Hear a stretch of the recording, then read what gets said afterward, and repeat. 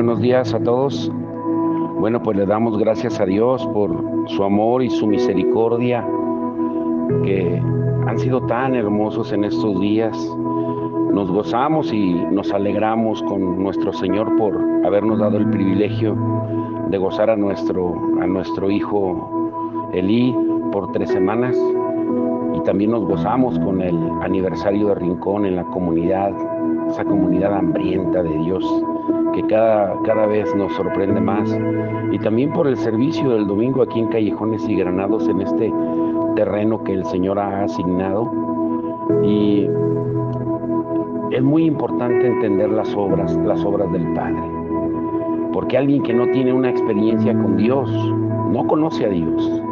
Él es una persona, no es una filosofía ni un concepto, pero es hora de que quienes hemos encontrado a Dios dejemos de temblar de miedo, de contar nuestra historia. Debemos contar, debemos estimular el apetito del pueblo de Dios para que anhele más de lo sobrenatural de Dios.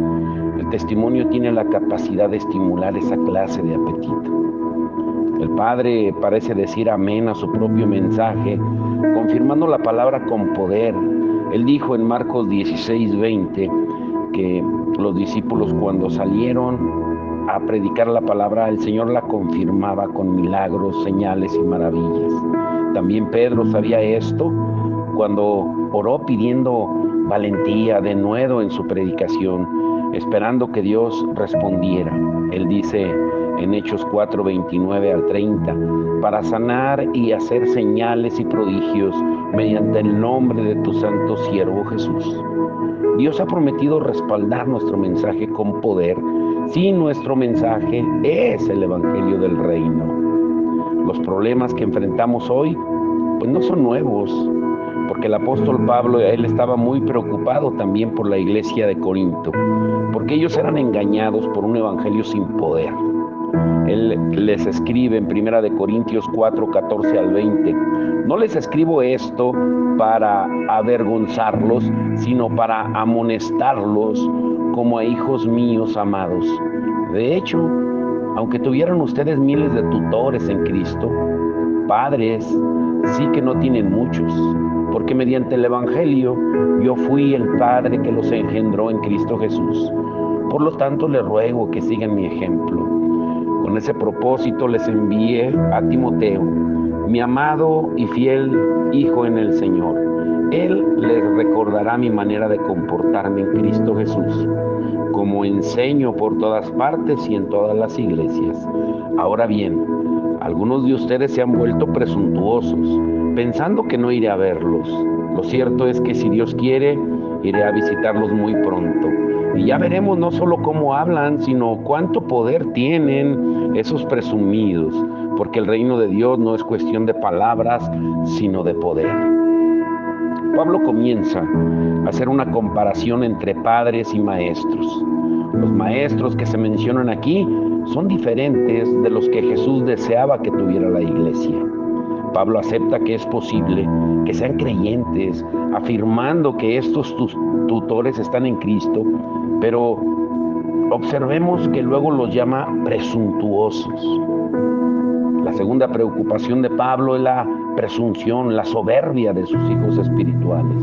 Y hace esta declaración marcando el contraste entre la fidelidad y la soberbia que él llama presunción. A Pablo le preocupaba mucho que sus hijos espirituales fueran engañados por las teorías de personas que sabían exponerlas con elocuencia. Muchas veces la iglesia valora más el carisma personal del líder que su unción o que la verdad. Aún personas de dudosa integridad, si tienen personalidad, pueden llegar a puestos de liderazgo en la iglesia. Y a Pablo le preocupaba especialmente que eso sucediera.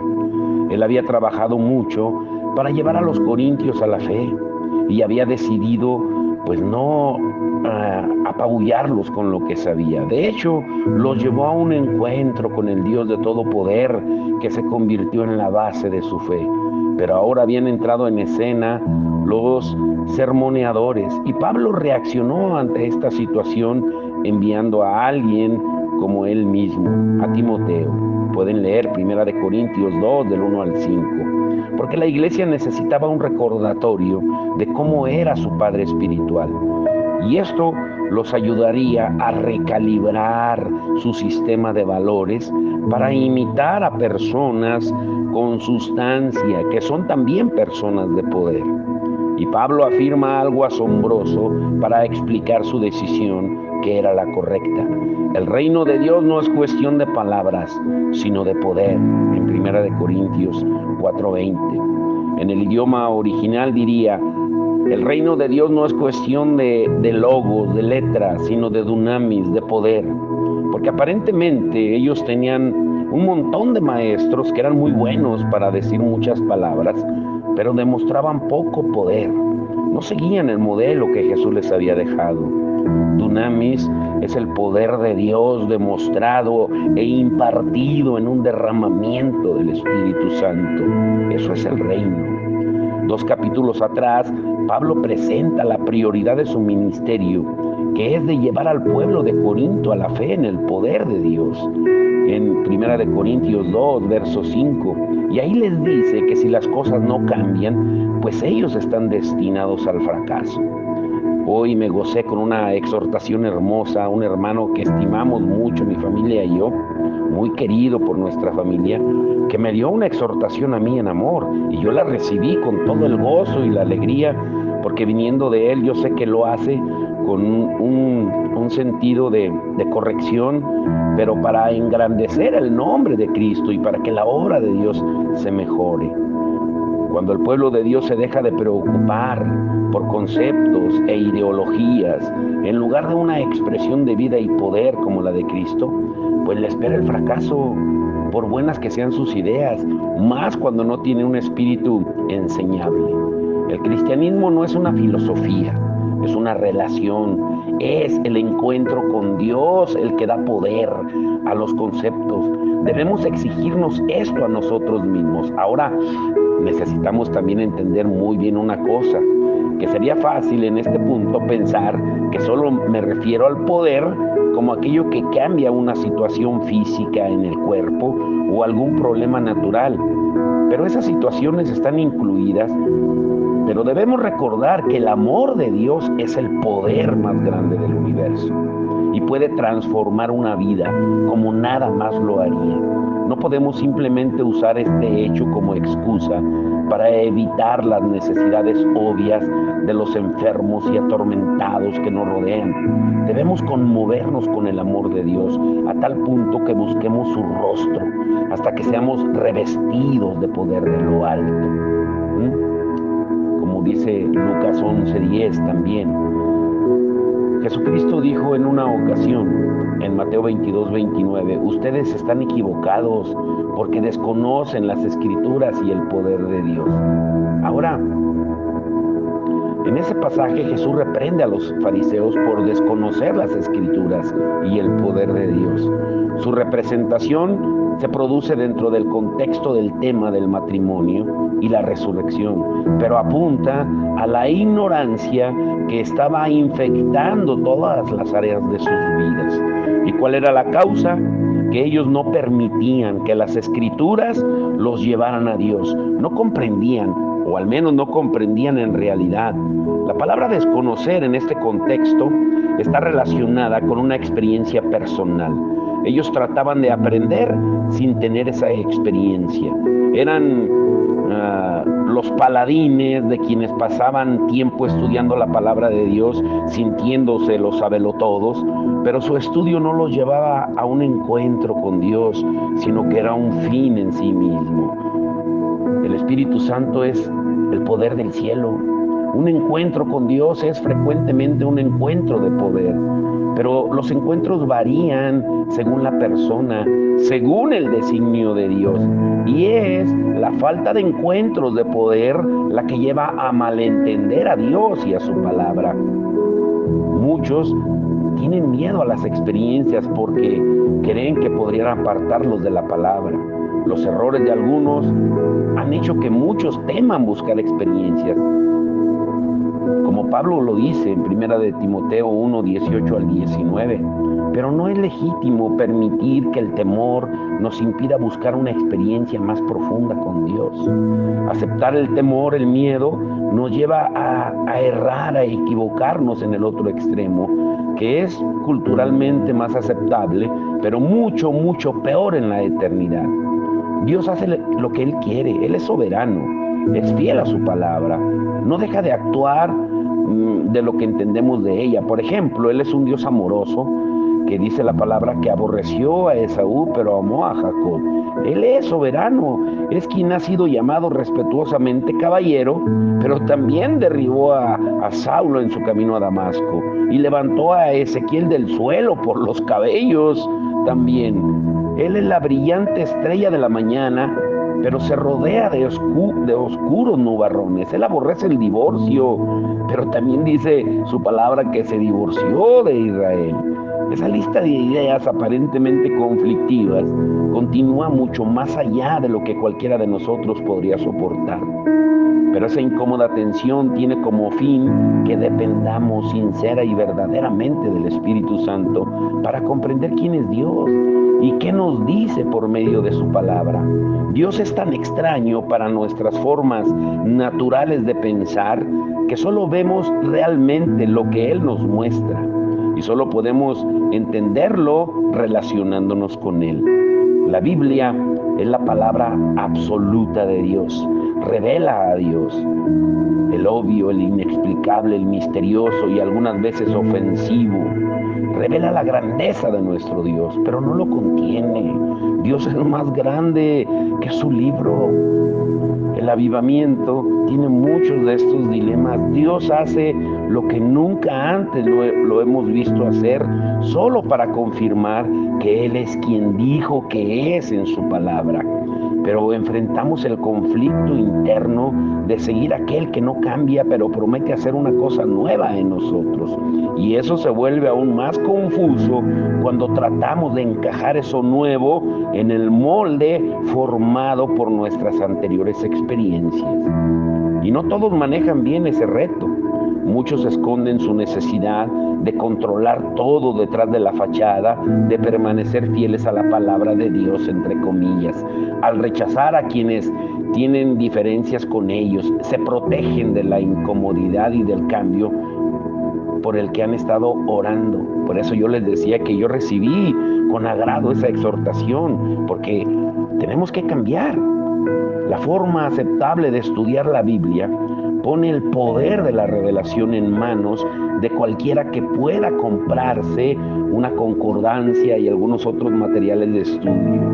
Si le dedicamos tiempo, podemos aprender cosas maravillosas, pero no debemos restarle importancia al estudio bíblico, constante y disciplinado, ni a las herramientas de estudio, porque Dios es quien nos da el deseo de aprender, pero en realidad la Biblia es un libro cerrado. Ya está el canon de la Biblia escrito. Nada de lo que yo pueda aprender de la palabra sin Dios me cambiará la vida. Escúchelo bien. La Biblia está cerrada para garantizar que dependamos siempre del Espíritu Santo. Y es esa aproximación desesperada a su palabra la que deleita el corazón de Dios. Proverbios 25, verso 2 dice: gloria de Dios es ocultar un asunto y gloria de los reyes el investigarlo. A Dios le encanta alimentar a quienes verdaderamente tienen hambre. El estudio bíblico nos da o suele proporcionarse como una manera de aprender fórmulas para vivir. Sin duda hay principios que pueden presentarse ordenadamente, como de la A a la Z, pero con frecuencia ese enfoque convierte a la Biblia solamente en un mapa de ruta. O es un mapa o es una guía. Cuando trato a la Biblia como un mapa de ruta, vivo como si pudiera encontrar mi camino por medio de mi propia interpretación del libro de Dios. Y yo creo que esa perspectiva de la Biblia es una descripción de la vida bajo la ley, no bajo la gracia. Vivir bajo la ley es la tendencia a desear una serie de límites preestablecidos. No es una relación. Y aunque tanto la ley como la gracia tienen mandamientos, la gracia viene con la capacidad incorporada de obedecer lo que se ordena. Bajo la gracia, yo no recibo un mapa de ruta, sino una guía. El Espíritu Santo, Él me dirige, me da revelación y poder para hacer y hacer lo que la palabra dice. Hay muchos conceptos que la Iglesia ha defendido con denuedo en su deseo de mantener la devoción por la Biblia, pero algunos de ellos en realidad van en contra del verdadero valor de la palabra de Dios. Por ejemplo, muchos que rechazan el mover del Espíritu Santo han afirmado que la Iglesia ya no necesita señales y prodigios porque tenemos la Biblia, pero esa enseñanza contradice a la misma palabra que supuestamente exalta. Si asignamos a 10 nuevos creyentes la tarea de estudiar la Biblia para encontrar la voluntad de Dios para esta generación, ninguno de ellos llegará a la conclusión de que los dones espirituales no son para este tiempo. Si no se lo enseñan de ese modo, la doctrina que dice que las señales y los prodigios ya no son necesarios porque tenemos la Biblia, fue creada por personas que no han visto el poder de Dios y necesitan una explicación para justificar la falta de poder en sus propias iglesias. Una revelación que no nos lleva a un encuentro con Dios solo sirve para hacernos más religiosos. Si la Biblia no me lleva a Dios, pues solo me prepara para debatir con quienes no están de acuerdo con mi manera de pensar. Pablo dijo en 1 Corintios 8:1, el conocimiento envanece. Y notemos que Pablo no habla del conocimiento no bíblico o carnal. El conocimiento, incluyendo el que proviene de las Sagradas Escrituras, tiene el potencial de hacerme presuntuoso. ¿Y cómo pues puedo protegerme de la soberbia que produce el conocimiento, aunque sea de la Biblia? Pues debo de asegurarme de que ese conocimiento me lleve a Jesús. Como Jesús dijo en San Juan 16:14, que cuando viniera el Espíritu Santo, Él lo glorificaría a Él. Pero la soberbia que produce el solo conocimiento bíblico es divisoria, crea división, porque crea el deseo de la propia opinión. En Juan 7:18 Jesús dice, el que habla por cuenta propia busca su vanagloria. En cambio, el que busca glorificar al que lo envió es una persona íntegra y sin doblez.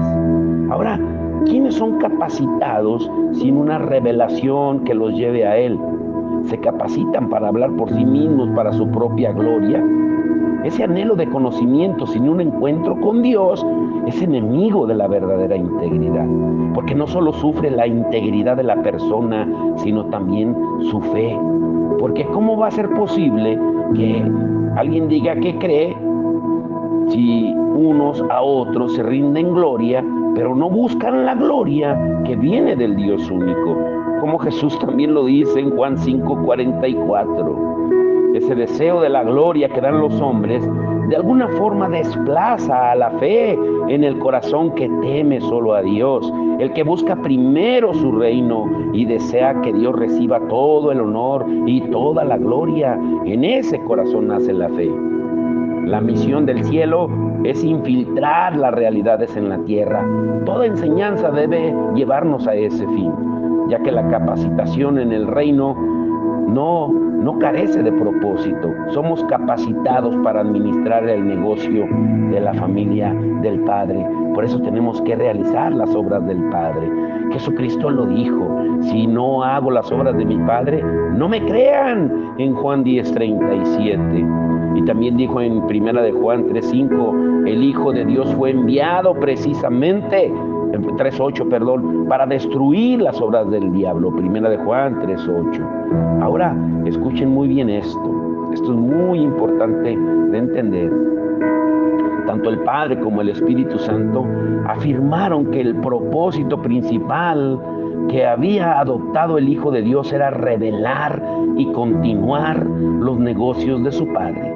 Jesús declaró los detalles de ese rol en su primer sermón, cuando él dijo en Lucas 4, 18 al 19, el Espíritu del Señor está sobre mí, por cuanto me ha ungido para anunciar buenas nuevas a los pobres.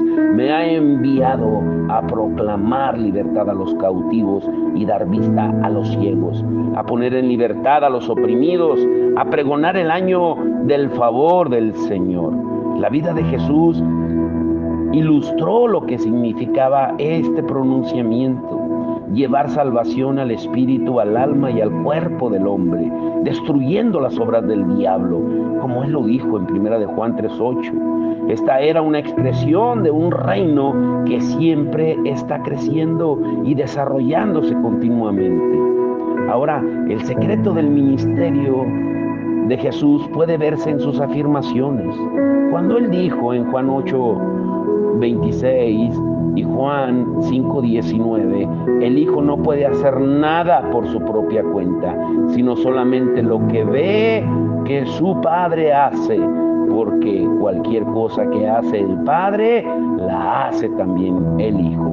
Y lo que le he oído decir es lo mismo que le digo al mundo. Primera de Juan 8:26 y Juan 5:19.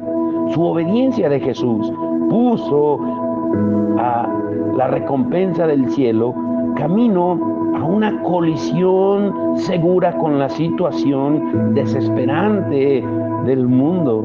Fue su dependencia de Jesús del Padre lo que trajo la realidad del reino a este mundo. Eso es lo que le permitía decir: el reino de los cielos se ha acercado. Jesús mostró el corazón del Padre. Todas sus acciones eran expresiones terrenales de su Padre en el cielo. El libro de Hebreos dice que Jesús es la exacta representación de la naturaleza de su Padre. Hebreos 1:3. Jesús dijo también en Juan 14:9, el que me ha visto a mí, ha visto al Padre. La vida de Jesús es una revelación del Padre y de sus negocios. El aspecto básico de esos negocios es dar vida a la humanidad. Él vino a dar vida, como lo dice en Juan 10:10, y vida en abundancia. Y destruir todas las obras del diablo, como lo dice el apóstol Juan en 1 de Juan 3:8. Y Jesús continúa señalando el camino hacia el Padre, porque nadie puede ir al Padre si no es a través de Él. Pero ahora esa tarea es nuestra, por medio del Espíritu Santo, y descubrir y mostrar lo que el Padre tiene en su corazón para dar vida a través de su palabra, predicar su palabra. Como Él dijo, mi palabra es vida y es espíritu en Juan 6:63, y para destruir toda obra del enemigo. La mayoría de los fariseos en el tiempo de Jesús se pasaban la vida sirviendo a Dios, pero sin jamás descubrir qué tenía o qué es lo que Dios quería en su corazón. Y Jesús ofendió a esos líderes religiosos, especialmente porque demostró lo que el Padre deseaba. Mientras los fariseos pensaban que a Dios le preocupaba el día de reposo, Jesús trabajaba para ayudar a aquellos por los cuales había sido creado el día de reposo. Esos líderes estaban acostumbrados a que los milagros de las Escrituras permanecieran en el pasado, pero Jesús invadió su comodidad, llevando lo sobrenatural a sus ciudades. Con cada milagro le mostró a toda la comunidad religiosa los negocios del Padre. Para adaptarse, ellos tendrían que haber cambiado todo. Era más fácil llamar mentiroso a Jesús, declarar que sus obras eran del diablo, como lo hicieron en Mateo 12:28, y finalmente matar a aquel que les recordaba las cosas que debían cambiar. Comprender que los negocios del Padre, que es el título del devocional, los negocios del Padre, tienen que ver con señales y prodigios. Comprender esto no es garantía de que cumpliremos realmente el propósito de Dios para nuestra vida. porque es mucho más que hacer milagros o aún de obtener conversiones. Las intervenciones sobrenaturales de Dios tenían como fin revelar el extravagante amor del corazón del Padre por las personas. Cada milagro es una revelación de su naturaleza amorosa, y en esa revelación está implícita una invitación a relacionarnos con Él. Es una invitación que el Padre nos hace. Es muy fácil para nosotros repetir el error de los fariseos. Ellos no entendían el corazón del Padre. Y hay mucha actividad cristiana que no tiene relación alguna con ese supremo valor. Pero en esta hora que estamos viviendo, necesitamos mucho más que aprender a identificar nuestros dones o descubrir maneras de tener más éxito en el ministerio. Necesitamos al Padre mismo, necesitamos su presencia, porque solo su presencia es la que nos va a llevar a puerto seguro. El Evangelio, escuchen muy bien y grábense esto, es la historia de un Padre que atrae a los corazones de los seres humanos por medio de su amor. Lo diré de nuevo y grábenselo y subrayenlo, anótenlo. El Evangelio es la historia de un Padre que atrae a los corazones de los seres humanos por medio de su amor.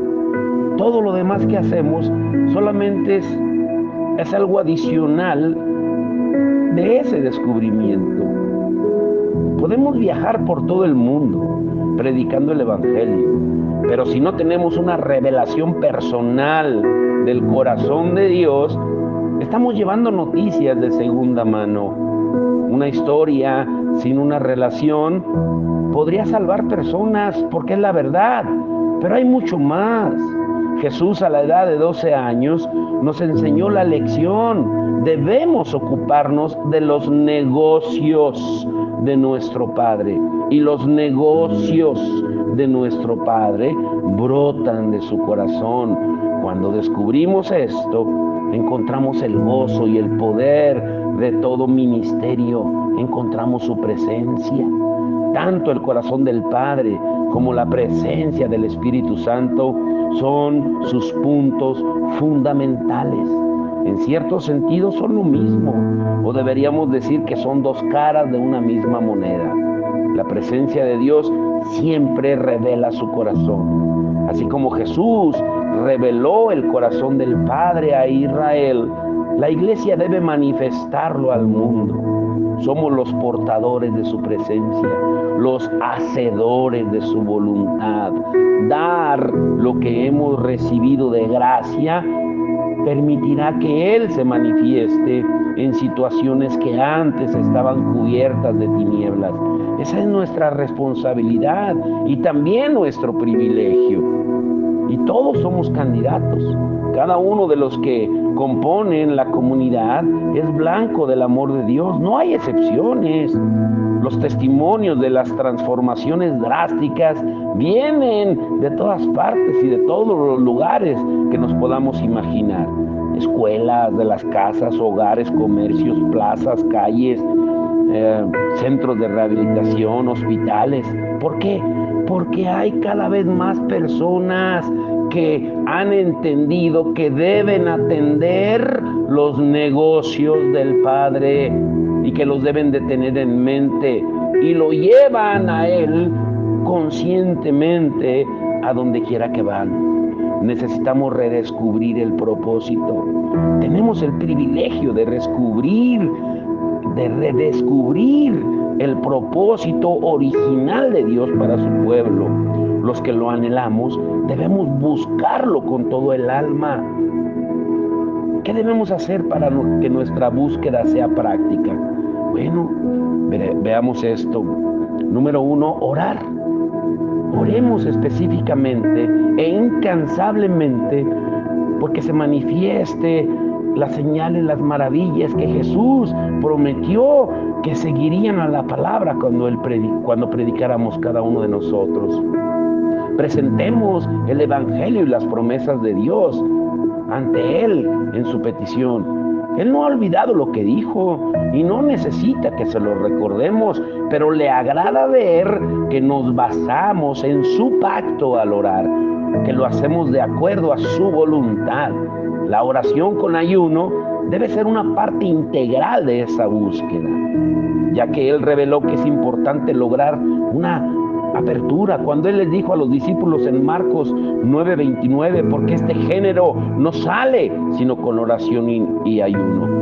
Debemos orar y ser específicos sobre las situaciones donde no vemos la victoria, pero siempre recordemos que Dios es soberano y Él hará su parte, pero nosotros debemos hacer nuestra parte. ¿Y cuál es? Orar. Número 2, estudiar. El material de estudio que debemos de tener de base es la Biblia. Cuando pasemos tiempo leyendo y releyendo los evangelios, vamos a encontrar modelos para seguir, especialmente todas las referencias al reino, y pedirle a Dios que abra para nosotros los misterios del reino. Él lo dijo en Mateo 13:11, que el que entiende la parábola del reino entenderá todos los misterios. El derecho de comprender tales cosas pertenece a los santos que están dispuestos a obedecer. Otra excelente forma de estudiar pues es buscar todas las referencias a reformas, esos periodos de transformación que Israel atravesó bajo la guía de diferentes líderes en la Biblia. Podemos comenzar por David, Ezequías, Esdras, Nehemías, que sus vidas se convirtieron en mensajes proféticos para nosotros. Todo verdadero estudio debe estar motivado por el hambre. Si tú no tienes preguntas, pues no vas a encontrar respuestas.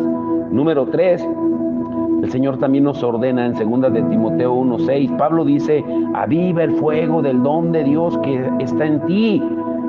Necesitamos hombres y mujeres de Dios que tengan esa unción palpable y que puede transferirse por la imposición de manos también. Pablo lo dijo en 2 de Timoteo 1:6, cuando exhortó a Timoteo a que avivara ese fuego que había sido impuesto mediante la imposición de manos. Y hay momentos en que esas personas están dispuestas a orar por alguien que desea una mayor unción o una respuesta de Dios. Necesitamos estar dispuestos a orar por la gente. Número 4, debemos relacionarnos. El rey David es conocido por haber matado a Goliat cuando era joven, pero en la Biblia se habla de al menos otros 4 gigantes que fueron muertos por los hombres que siguieron a David, el matador de gigantes. O sea, si tú quieres matar gigantes, pues tienes que relacionarte con un matador de gigantes. Algo de esa persona se te pegará a ti. La gracia es lo que nos permite vivir en el reino, y en parte la recibimos según la forma en que respondemos a los dones de Cristo: apóstoles, profetas, evangelistas, pastores y maestros. De esos dones recibimos la gracia para funcionar. Si tú estás cerca de un evangelista, pues pensarás evangelísticamente. Lo mismo sucede cuando nos relacionamos con personas que experimentan señales y prodigios en sus vidas con frecuencia. Número 5, obedecer. Con esto quiero ir concluyendo.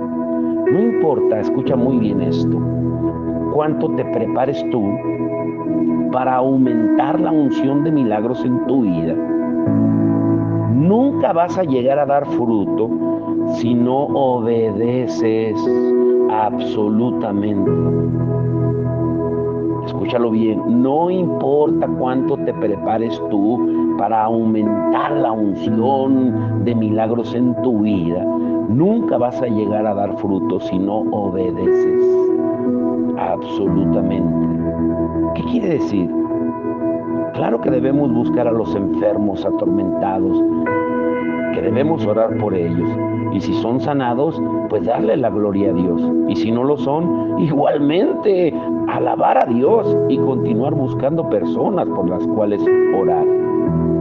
Pero esto se los digo muy del fondo de mi corazón. Yo aprendí hace mucho tiempo que si oramos por más personas, pues más personas serán sanadas. Nuestro conocimiento no es más que teoría si no actuamos basándonos en lo que sabemos. El verdadero aprendizaje se produce haciendo lo que Jesús nos ordenó. Y Jesús lo dijo muy claro. Lo dijo muy claro Jesucristo. Como el Padre me envió, yo los envío a ustedes. Jesucristo hizo las obras del Padre y luego nos pasó a nosotros la estafeta. Mañana vamos a estudiar qué es más importante. Escúchalo bien. Mañana el Señor nos va a hablar. Bueno, claro que todos los días nos habla. Más bien diría, nos va a ubicar. Pero escúchalo bien, mañana descubriremos qué es más importante. Y te quiero dejar con esa pregunta. Para ti, ¿qué es más importante? ¿El carácter o el poder? ¿Qué es más importante para ti? ¿El carácter o el poder? Mañana lo descubriremos juntos.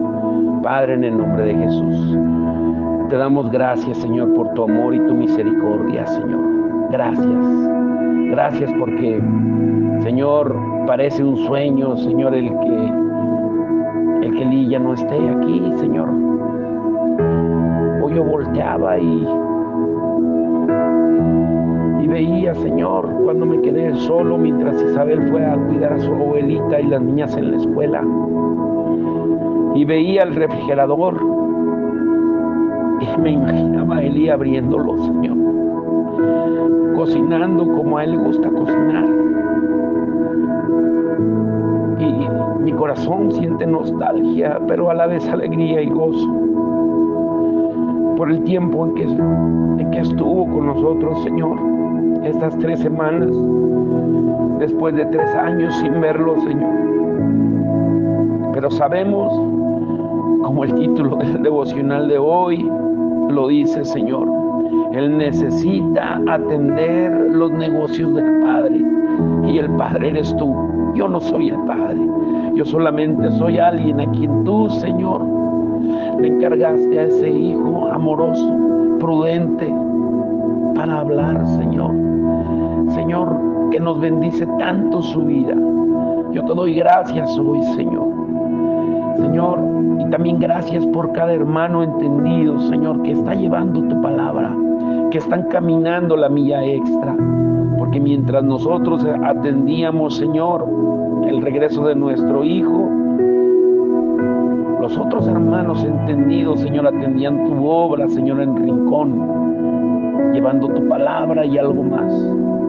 Ese es un pueblo unido, Señor, porque tú lo dijiste muy claro, que solamente 2 cosas nos iban a identificar ante el mundo, para que el mundo creyera que somos tus discípulos y para que el mundo supiera que somos tus discípulos. Y tú lo dijiste claramente en Juan 13:35. En esto conocerán todos que son mis discípulos, en que se amen los unos a los otros. Y en Juan 17:21 tú dijiste, y en esto creerán que sean uno, así como el Padre y yo somos uno.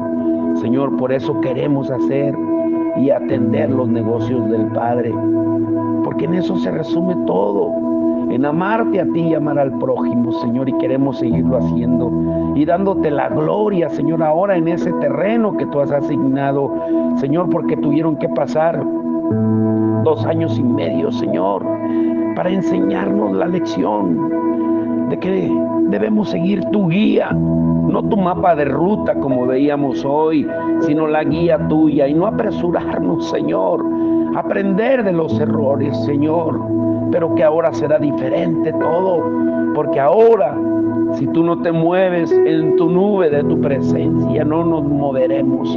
Si tu fuego no se mueve, no nos moveremos. No dejaremos que el pueblo nos guíe como lo hizo con el pueblo de Israel, y en los errores que hemos cometido, Señor, queremos tomarlos como aprendizaje.